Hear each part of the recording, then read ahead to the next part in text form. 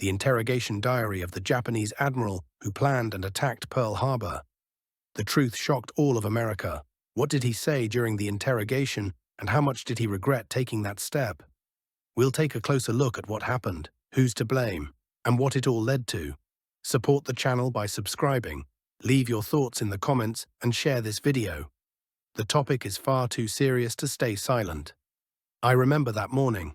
It smelled of the sea and the illusion of power. We stood on the deck as the first planes rose into the sky above the Pacific. In that moment, I believed I was shaping the greatest strategic victory in Japan's history. We had trained for years, studied every tide, every map, every wind. I believed America would not even have time to raise its flag before its pride went up in flames. But I was wrong. So deeply wrong that every night now I see those burning ships not as triumph, but as the beginning of our end.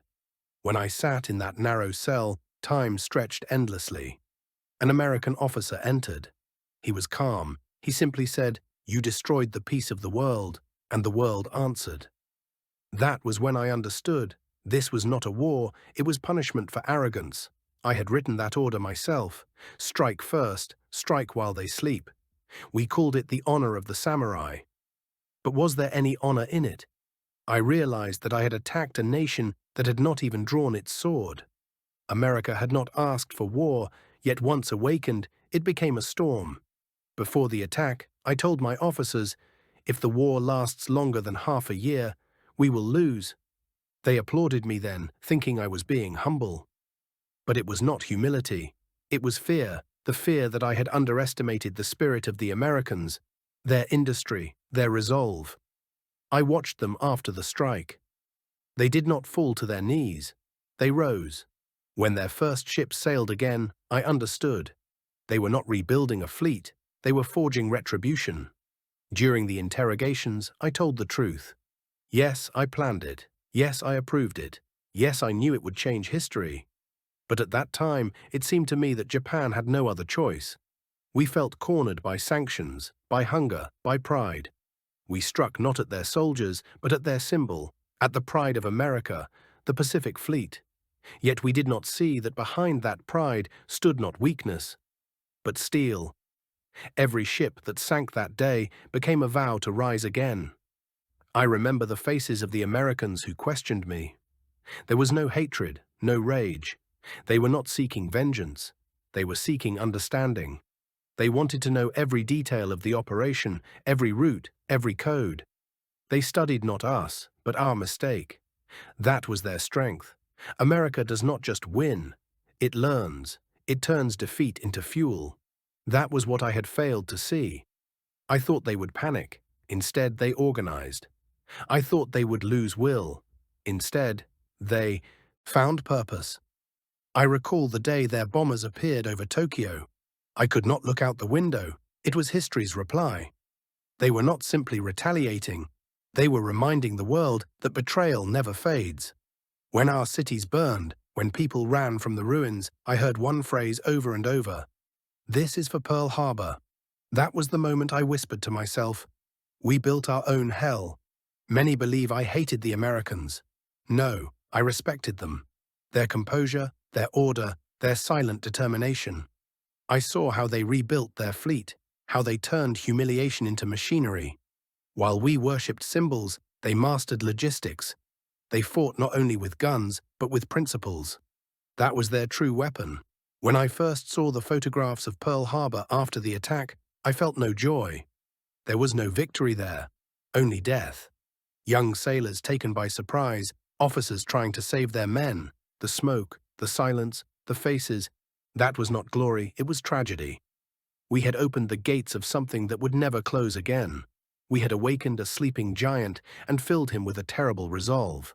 The night we received the message of success, the room erupted in cheers. I remained silent.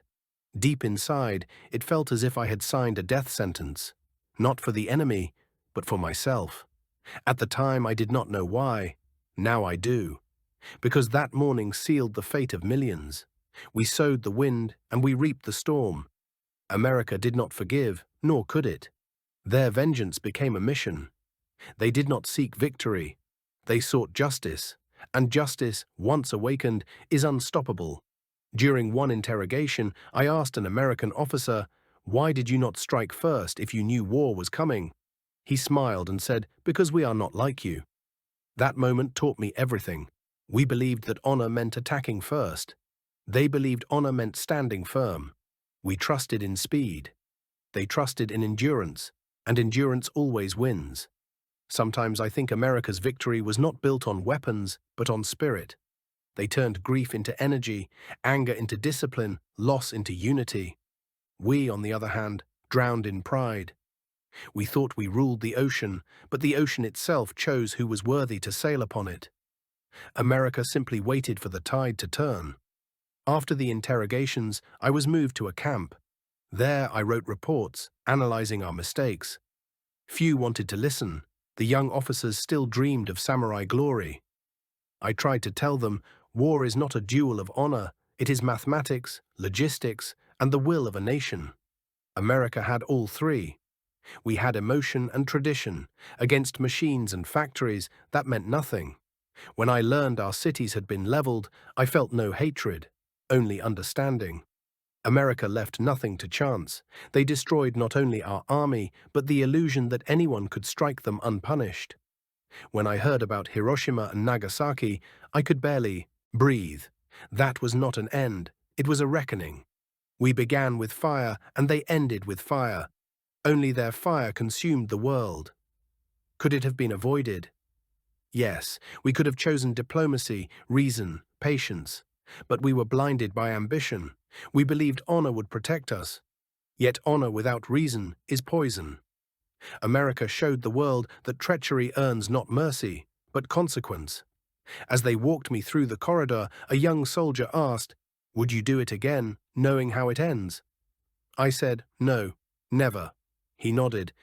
"Then you are no longer the same man," he replied. And he was right. Losing a war is not the worst thing. Failing to understand why you fought it, that is worse. America did not forgive, nor should it have. It built its future on the memory of that day. Every flag raised over its bases reminds the world. They remember. They do not avenge out of hatred, but out of principle. And that principle became the foundation of their strength. They taught the world one truth. Whoever strikes America in its sleep will awaken to their own destruction. Now, when I write these words, I do not think of glory. I think of repentance. We were proud of our perfect strike, but a perfect strike does not make a nation great. The ability to admit one's mistakes does. America did that many times. We never did, and that is why we lost, not at sea, not in the sky, but within ourselves. I picture that morning differently now, not as a victory, but as a loss. I see those young pilots shouting, "For the Emperor," not knowing they were flying toward death, not destiny. I sent them there, and now their names burn in my memory like scars. I am no hero. I am a man who learned too late the cost of pride. America taught the world a lesson, that calm is not weakness, but power. That patience is sharper than rage. That silence can roar louder than guns. We thought surprise would grant us triumph. Instead, it revealed our folly. We thought victory was destroying the enemy. But true victory is surviving with your soul intact. America survived. We did not. When the Americans left the room after the final interrogation, one officer said, "History will never forget Pearl Harbor." I replied, "Nor will Japan." Only now do I understand what he meant. History did not remember it as a triumph, but as a warning to all who believe a sneak attack can bring lasting glory. America may lose a battle, but never a war, because it always rises. Looking back, I realize I underestimated not their army, not their ships, not their strategy, but their spirit. The Americans fought not for a leader, not for resources, but for home, for children, for freedom. And that kind of strength cannot be measured in numbers.